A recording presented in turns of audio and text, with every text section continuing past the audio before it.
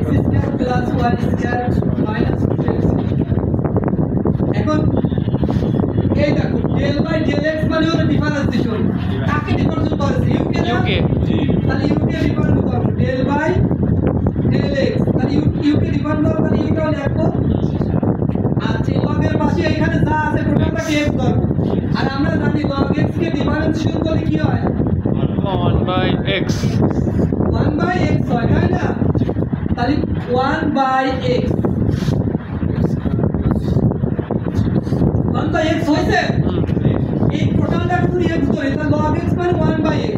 এরপর log বার x square কে difference করে 2 টার সামনে আছে কি হয়? 2x y স্কয়ার কে ডিফারেন্স করা যাবে?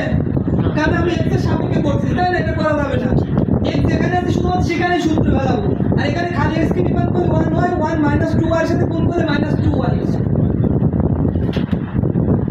এখানে এখানে 2 কমন নিলাম, তাহলে x - y।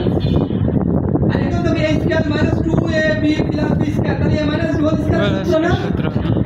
কাটাকাটি যদি করি তাহলে x - y হচ্ছে, তাহলে 2/x - y হচ্ছে। তাহলে del u by del x সমান কত আসছে?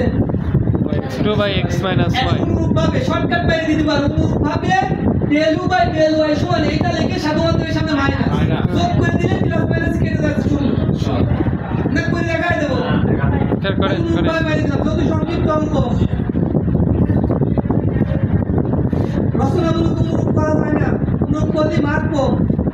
মানে del u by del y সমান এখানে যা আছে তাই লিখবো, শুধুমাত্র মাইনাস লিখবো।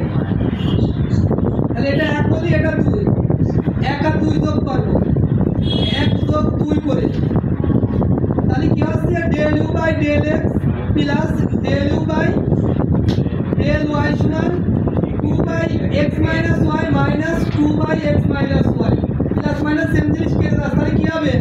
0 0।